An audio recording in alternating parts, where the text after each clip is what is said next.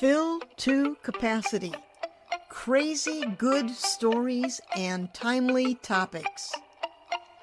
Podcast for people too stubborn to quit and too creative not to make a difference. Inspiring, irreverent, and informative. Stay tuned. Hi, I'm Pat Benincasa, and welcome to Fill to Capacity. Today's episode: everybody's got broken stuff. Repair, not replace. My guest is Peter Mui, and Peter is an MIT graduate who is founder and organizer of the Fix-It Clinic, a pop-up activity where people bring their broken things to disassemble and they hopefully repair with the assistance of a volunteer Fix-It coach. Now, I love how Peter says this, quote, "It's apolitical, non-sectarian, non-denominational. Everybody's got broken stuff." Welcome, Peter. I'm so glad you're here. Thank you for having me. And I've added bipartisan to that too recently. Oh, that is a good addition. Necessary. So will you tell us about the Fix-It clinics? How did they come about? Well, I guess at some point, first of all, it's a hobby of mine that's gotten way out of control. So I guess at some point I noticed that things were getting harder to get into. That a lot of, well, let's back up and say a lot of common household appliances, a lot of things people had around their houses. If you could get into them, they were easy to fix, but people never even thought to get into them. I'll rewind and I'll sort of give away my age a little bit. I used to go to a yard sale, for example, and I'd see a cassette recorder on the table there for $1. And like maybe the only thing wrong with it was that the pause switch was set. And I'd give it to them and say, the pause switch is set. Well, still doesn't work here. You can still have it for $1. So there's that. There's sort of decoupling of our relationship to our stuff. And we could talk about that too if you've got another 6 hours. But the first one was an attempt to just basically put out the tools so that people could take stuff apart and see what we can learn by interrogating it. Okay, so now before we go any further, I just want to give a little bit of context. A couple days ago, the BBC Post had an article. Every year, an estimated 11 billion tons of solid waste is collected around the world, most of it thrown in landfills. The other makes its way out into the ocean. Now, that brings me to planned obsolescence, the deliberate shortening of a product lifespan to force people to buy replacements. And of course, it guarantees constant sales for the corporation. But there's also systemic obsolescence, is where manufacturers make it almost impossible to repair or get parts. So if we look at smartphones, for example, Apple does not allow older iPhones to update to the new operating system. So you're forced to go out and buy a new iPhone. Peter, will you talk about this systemic obsolescence and manufacturers withholding repair information as well as parts? Wow, big topic. All right, so let me say there's multiple facets to this. There's sort of the insidious planned obsolescence like you've implied, but there's also this kind of race that we have to the bottom, where imagine that these days most brands don't actually produce. They're not the manufacturer for the products that they sell. The brands are just kind of these holding houses for contract manufacturing services in China. So for example, I might be a product manager here in the United States, and I go to overseas factories and say, I want to sell a toaster oven that retails in the United States for $100.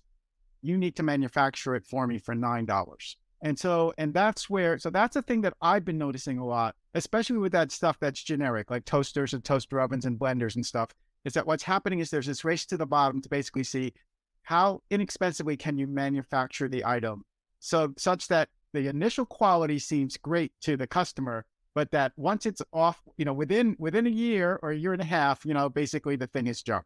So I'm calling that junk by design.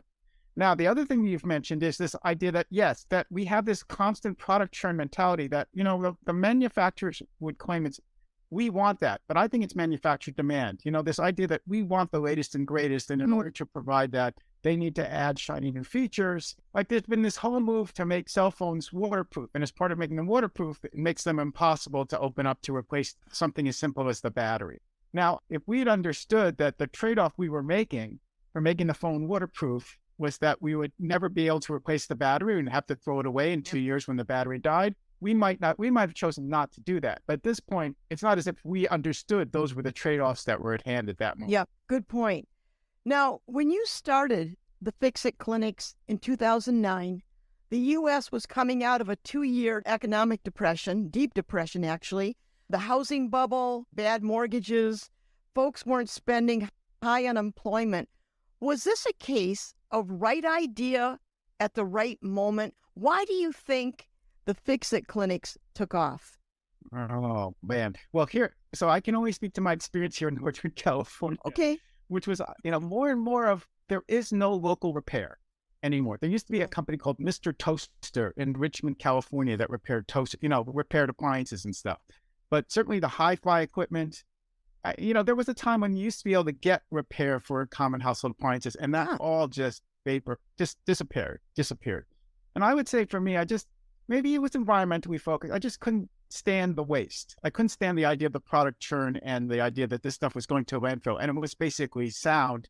It had just one little thing that was wrong with it. Yeah. We're trying to speak to the economic component of it. Yeah. I honestly didn't see that at that moment.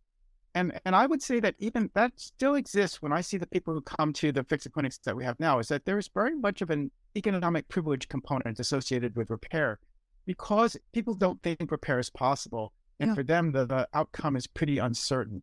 And so if you think about the kinds of people in our society who can afford to come to a Fix-It clinic, like to take the time, to take the risk that it might not get fixed, that speaks to a whole different aspect of this that we could talk about.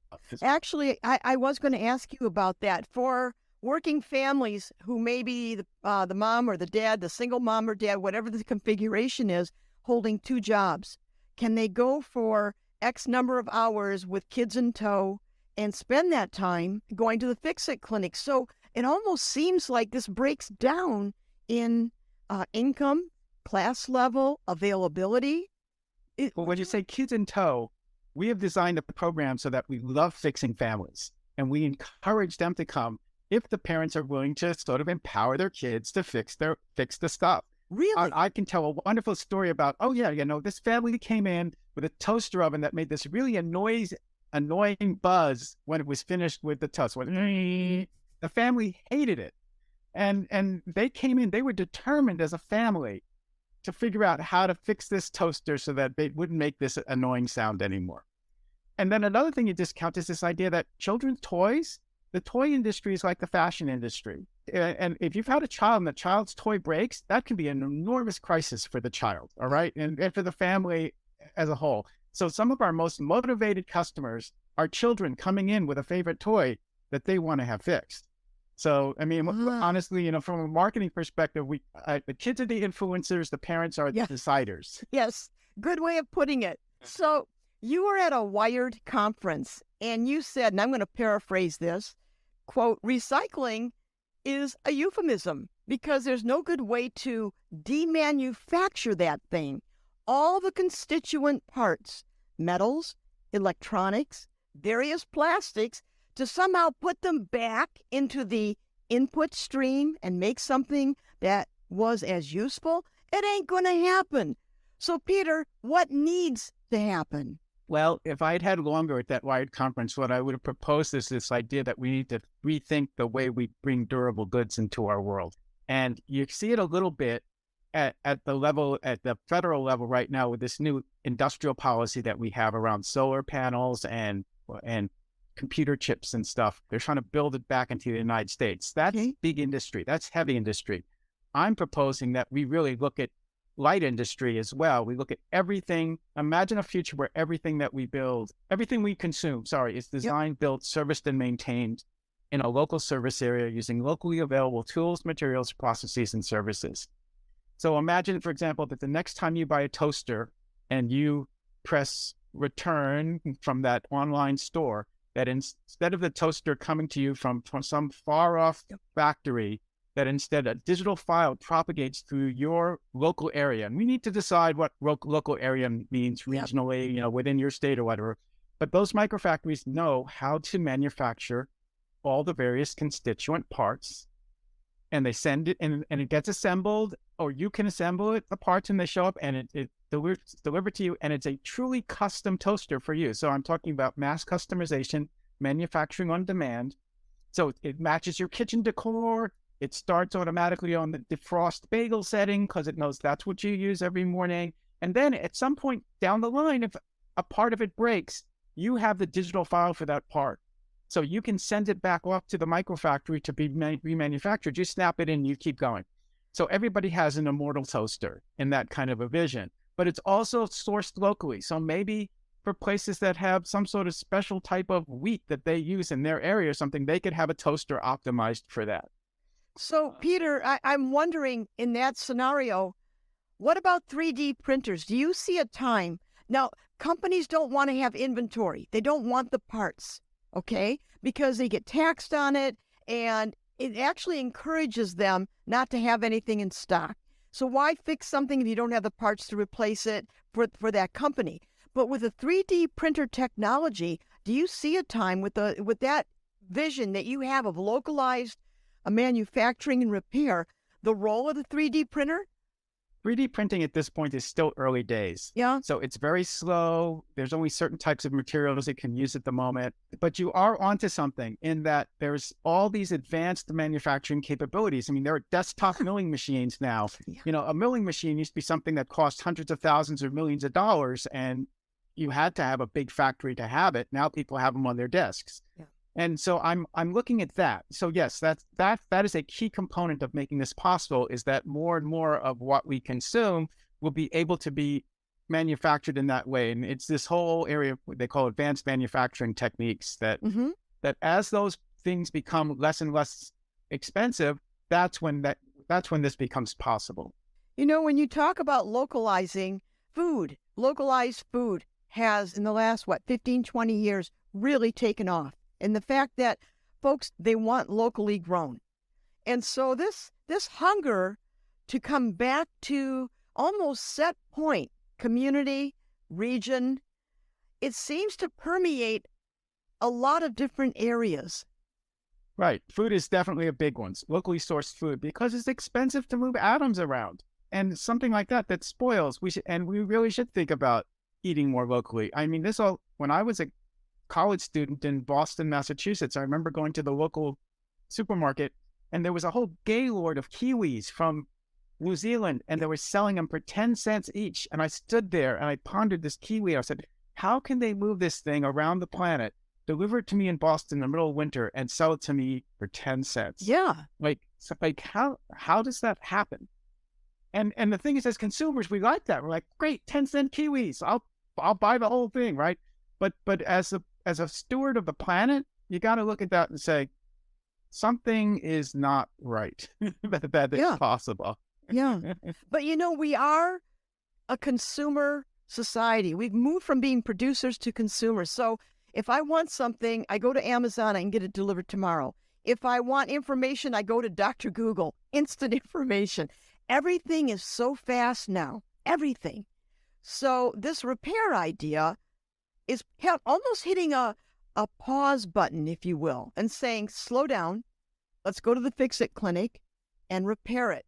So at some point, do we give up this frenetic need for speed, like those 10-cent kiwis being at your fingertips, just like that?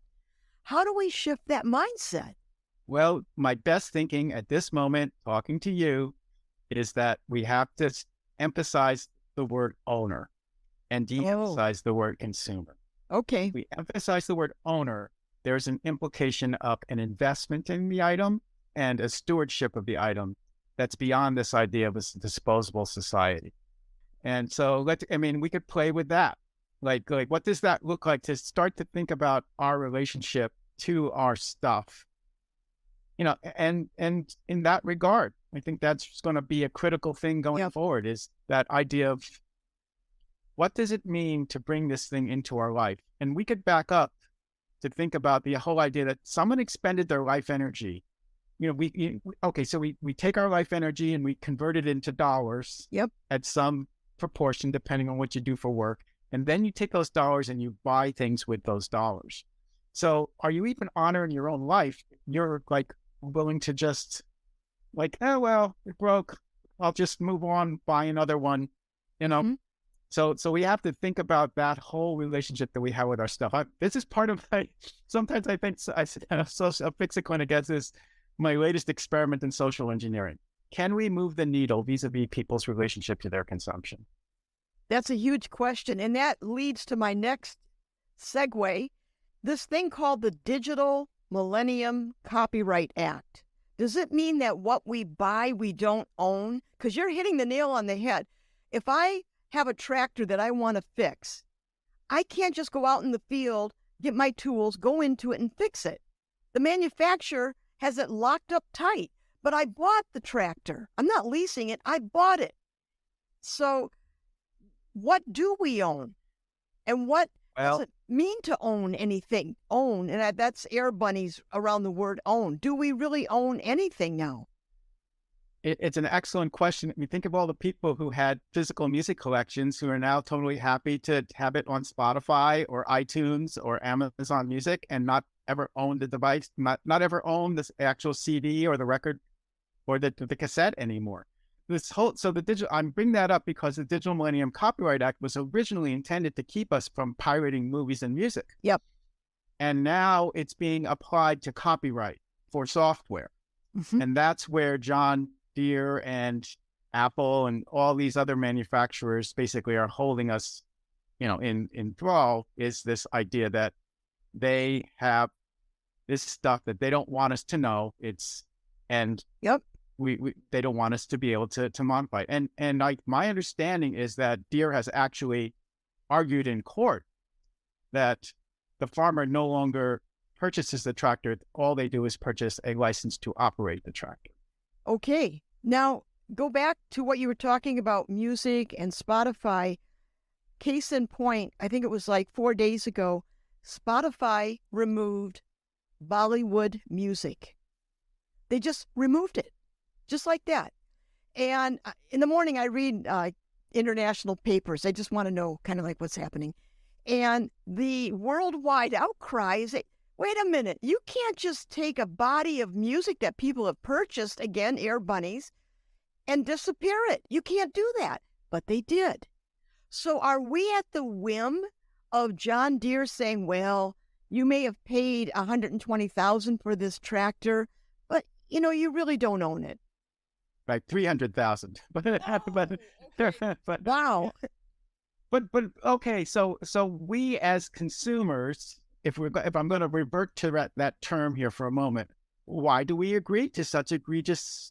Why would we allow that to happen to us? What is it that allows us to decide that we're going to choose that? So it turns out that the pre-computer John Deere tractors from the 1970s and 1980s are actually going for a premium at auction with certain farmers. Yeah, I believe that.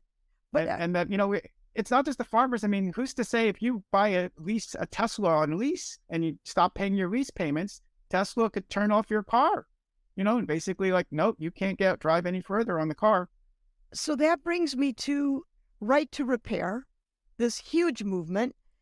Do you think public attitudes are changing for access manufacturing with a right to repair what we buy and own? Do you think the public is coming awake with that?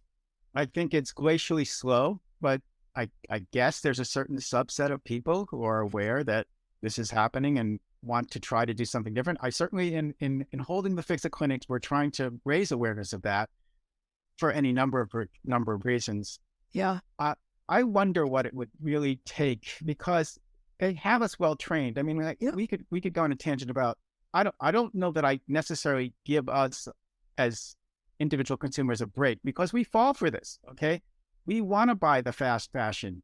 We want to have the latest iPhone because of whatever whiz bang feature that we think we have to have. I mean, I know teenagers who can spot somebody's iPhone model from across the hallway in the school, right? Oh, They yes. know them Yes. all. Yes, they do. They're very, very savvy that way. Right. Well, that leads me to another aspect of the Fix-It clinics. You're on major colleges and universities. You're teaching next generation engineers and designers how to make products durable, more maintainable, repairable. But do you see college engineer and design programs really pursuing this sustainable approach as well?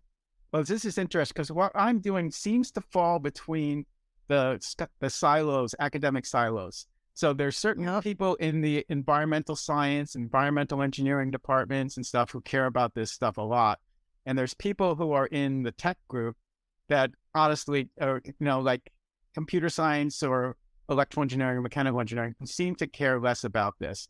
Civil engineers care about it right now because concrete is such a big polluter that Yep. they're looking at all these innovative ways of designing buildings that don't involve as much energy, embodied energy in creating the building as there used to be in the past.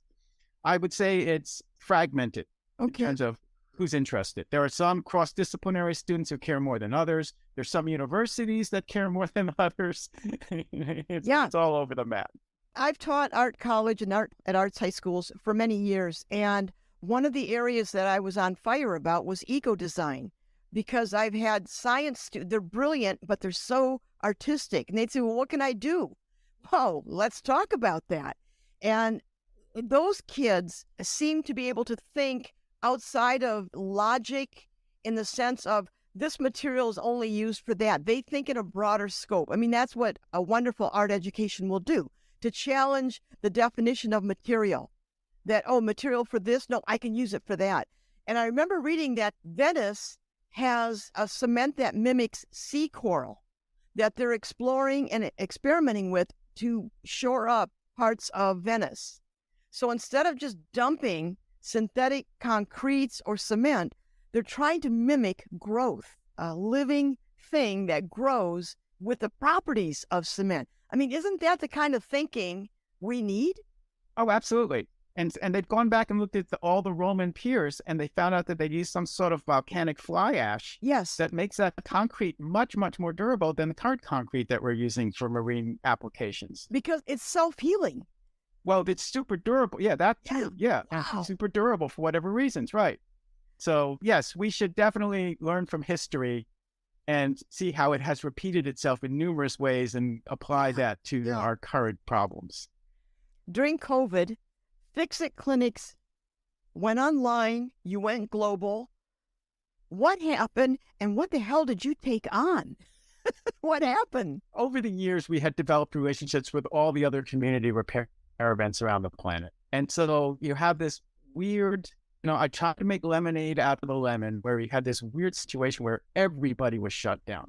So these community repair events are very popular in Europe and in Australia. And we all of a sudden, like a light switch turning off, nobody can hold any events anywhere. And so, God bless him, Wayne Seltzer at the Fix the Clinics in Boulder, Colorado, they had one scheduled that weekend or something. And they said, well, why don't we just see if we can't move it to Zoom? And I was like, okay, that's great. Let's invite everybody.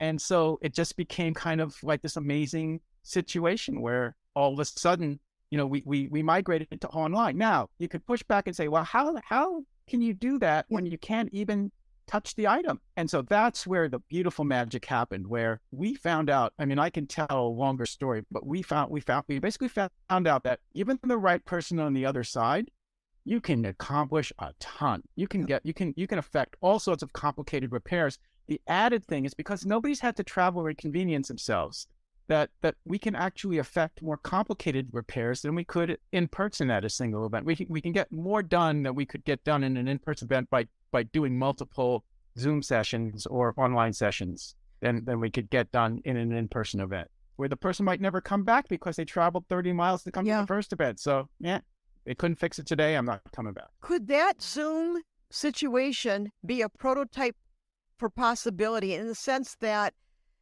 for people who want to do repair work, they go online to a Fix-It online and say, well, my microwave broke. and you go under a microwave and you have someone there saying, "Hi, here are the tools you're going to need. Let's walk through it." Is that something you're doing? Is that something that can really get out there even more? Absolutely. And that's why we are running these Discord servers now. So we have this Global Fixers Discord server. Discord is this platform that's ostensibly used for gaming.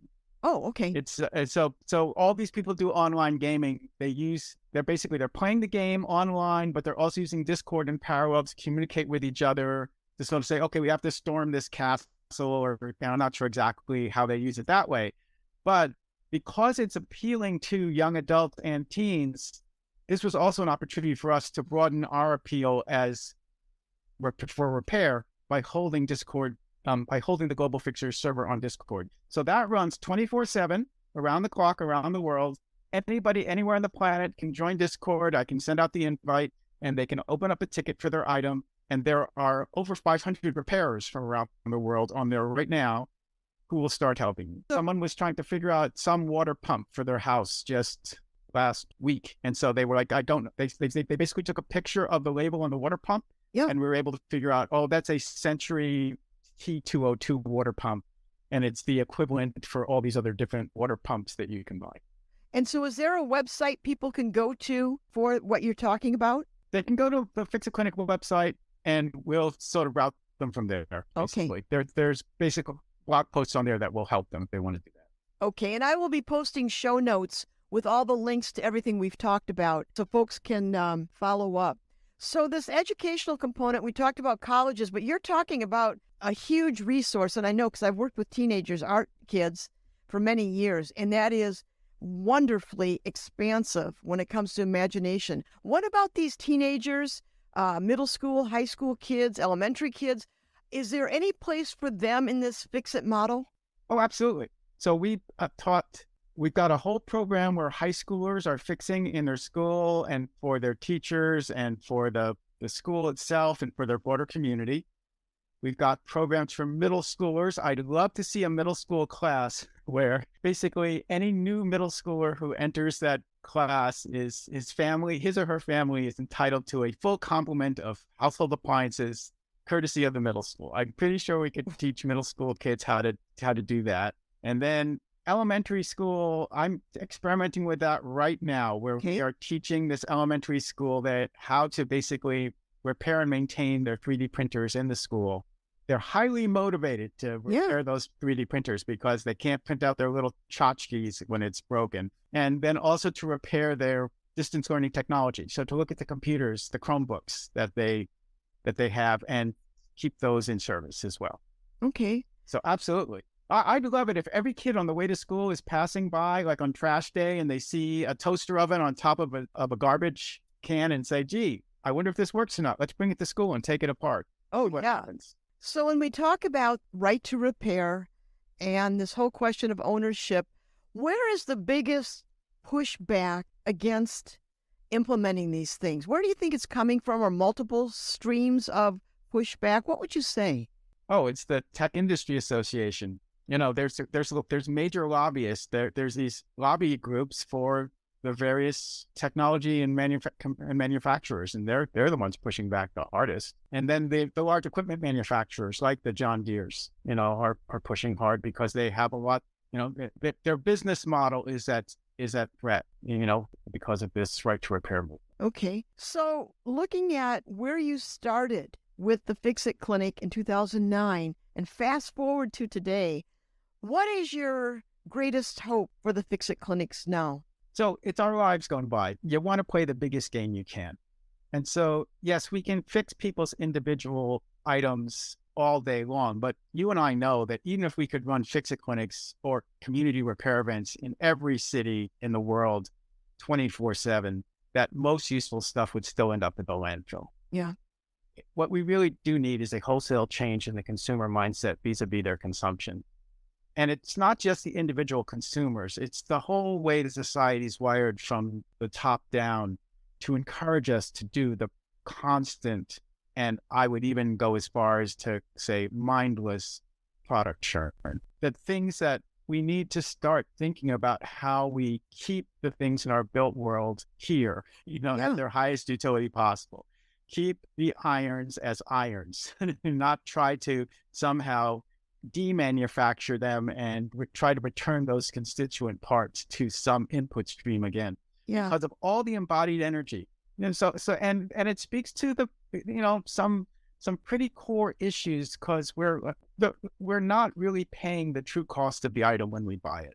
There's all this upstream and downstream cost that's not factored into that price we pay at the moment we buy it. That if it were truly there, we would be paying a lot more. And that's something that people, while they claim they would do that, there's people's declared preferences and there's people's revealed preferences.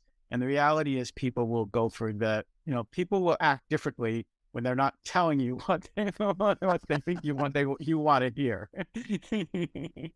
That's true. That's true. Yeah. Now, on the flip side of that question, with all that you've done, is there an experience with the Fix-It clinics that absolutely blew you away? That just really, really, like that, oh my God moment? Oh, it happens all the time. What do you know that level of rapture happens at every Fix-It clinic moment, and it's over and over again. So sometimes I think I started this thing just so I could get myself some good friends. Peter, what drives you? I'm just curious. What drives you in this? What, for this or for things in general? For things in general, for a guy who has this idea, Fix-It clinic, and then fast forward to today and all the ramifications of it, what drives you? I guess this feeling like, it's your life. You want to play the biggest game you can. At this moment in my life, Fix-It clinic is the thing that seems to get me the most interest and notoriety. So I'm riding it for everything I can. But notice the way I'm modifying it a lot. Okay. I'm not just, doing this thing where, oh yes, we hold these fun community repair events in public libraries. I'm trying to think about the big picture issue about how do I use this to engage everybody's A game at this critical juncture in the planet? Yeah. Can we, I'd say this a lot, but my thesis professor said the trick to education is to teach people in such a way they don't realize they're learning until it's too late. That's wonderful. And so how do I create this vehicle that provides for that? I just presented to the American Institute of Architects, and I realized it was an in-person event, and I realized I wanted to honor them for having me come in person, and all these people were in the room. And I stood there and thought, wow, it was very meta. It's like, I'm doing performance art about my performance art. Yeah, you are. But again, you're going to the heart of an industry, a creative industry that will have a huge impact. So another thing I always do in my life, I try to see everything I do as an experiment. And nothing's a failure if you've learned as much as you can from that experiment. And so you need to design your experiments well. And so to design an experiment well, you need to ask the right question. So I'm always trying to figure out what is the right question to be asking in this situation. How do I design a quick and dirty, cheap experiment to prove or disprove some sub-hypothesis of the grander thesis underlying that question? And then you just run with it and just figure out, okay, what can we do what can we tweak based on what we just learned? What an attitude, because what you're doing, like sometimes folks will say, well, I have this idea, but boy, I don't know if it's going to work. And they do the what ifs. Your attitude is, it's an experiment. Let's try it. Which means it's about action. It's about doing something. And really, at the end of the day, the only thing that matters is, did my life make a difference? And what I'm doing, does it make a difference? That's the question. I think that is the operating driver for anything we do. Can what I do make a difference? Well, you would hope. I mean, you wonder, make a difference in a positive way. Oh, yeah. Yeah, let me reframe that. And that's subjective as well, right? Yeah, good point. There's a certain intellectual honesty and integrity I'm looking for in myself, in this work, and in everything I do. And And I look for it in my interactions with others. I don't always get it, but at least I'm trying to always be testing myself and say, is this really the right thing or, or am I too also doing something in a way that might have unforeseen consequences, or might be doing something in a way that might have some detrimental effect. But people get to measure that too, right? I mean, Yes. But your model for self-reflection seems to remove the ego component. That's what I find remarkable. Rather than saying, oh, I failed at this, it's not about the I, it's about the experiment. And in that way, it becomes a vehicle for possibility, not chained to ego identity.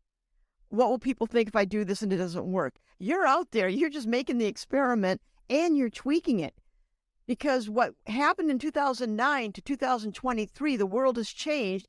And from what I'm looking at, your Fix-It clinics, you've changed the different components of it. It seems like it almost looks like a living thing, a breathable living thing. That's the way it comes across to me, that the Fix-It clinics are meeting its time. You know, they say that an artist has to reflect the time and place he or they live in. That's what an artist does. We reflect the time and place we live in. And when I look at Fix-It clinics, it is a reflection of what is needed now. It reflects the time and place. And that to me seems to be driven without ego. Wow. Okay. Well, I think I have lots of ego tied up in it. Well, you do, yeah. Often. The ego to get it moving. Don't listen. Right. You're talking to an artist. I get that. But it seems like you're able to put that aside for the bigger mission. I know, Pat. Sometimes I feel like I'm just waiting for everybody else to catch up. I mean, you have to make this presumption about where you think you want to move things. It's one thing to sort of reflect the moment you're in. It's another thing to try and drive the moment you're in. And my ego wants to drive the moment you're in. All right. Yeah. So I'm always trying to think about, I think about that quote from Wayne Gretzky that says, you got to skate to where the puck's going to be, not where the puck is now. So I'm trying to figure out where the puck's going to be and then say, but wait a minute, maybe I don't like that place for the puck. Let's figure out how I can telepathically move the puck over, or something. But with a good athlete, they know where the ball's going to be, where the puck's going to, they seem to know where the next move is. Right. So there's a certain amount of hubris in presuming where the next move is going to be. Okay. Yeah. We just faced it in passing right to repair in New York State, where, we thought that we had this thing in the bag, and, lo and behold, there were all these ways that the governor was able to modify it last minute that watered it down. Yeah. Well, but you got something. Win.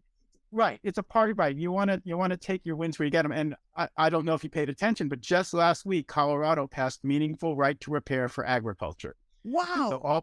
So supposedly, if this really goes through as stated, I mean, we're a little bit surprised ourselves. It means that the first state has stepped up, where ag manufacturers like John Deere are going to have to provide the same material for repair that they provide to their dealer network to individual farmers. Well, that's great. Deal. Yeah, it is a huge deal. So where can people get more information about Fix-It clinics? Are they all over the world, all over the United States? How would they find out about that? Depends how you measure. So with Discord, we're all over the world. Okay. With the Discord and the Zooms, we're all over the world. The in-person events happen mostly in the United States. If you drill down in there, the oldest locations are places like Boulder, Colorado, Minneapolis, St. Paul area, Boston, Greater Massachusetts, Eastern Massachusetts area, Northern California, Southern California. There are other community repair events that do great work that are in Washington and Austin and stuff like that. Okay. And so there are all over the place. But if I could give your audience one takeaway, it's this idea that you can start with something broken you have right now by bringing it to Discord. And then we'll figure out, like, if you need parts or you need material, like, we'll either figure out how to help you get that stuff. Wow. But to basically, it takes a certain type of person. So this idea of engaging. So the thing that Fix-It Clinic has always emphasized was it's really an educational workshop. It's not a free repair service. Okay, if you want free repair, like, of course, when those people show up, we're not going to turn them away. But all of my marketing and all the emphasis is on this idea that if you come, you're going to materially participate in this with us. Okay, this is not a passive thing. Okay, this is it's performance art. Yep. Like, Yep. part of it. Another way I put it is that a fix-it clinic is a party for fix-it coaches that the general public is invited to try and crash. Yeah. Very good. Now that said, because we're trying to assimilate them, okay, Yeah. we're trying to attract the person who has a better opportunity of being the change agent or the activist or the person who is going to be the influencer in their broader community, rather than someone who's just there to be a consumer again, and this time being a consumer for services, Yeah. for repair service, right? Yeah. So so that's a long answer to your short question. It's about a where great, we are. that's a fine answer. Now, the local, global, educational, community building, and online availability of the Fix-It clinics, it's an idea to action reminder for all of us. Got an idea? Make it happen. And that is what's so heartening about this conversation, is that it is a call to action. Instead of saying, oh, I got to buy this, I got to repair, or I got to replace this, you're asking people to get engaged. And I can't think of a better time in the world for that. So, Peter Mui, thank you for joining us today on Fill to Capacity. It was awesome having you on. Thank you for having me. It's an honor to be here. Thank you, listeners. If you enjoyed the podcast, please subscribe. And again, thank you, everyone. Bye.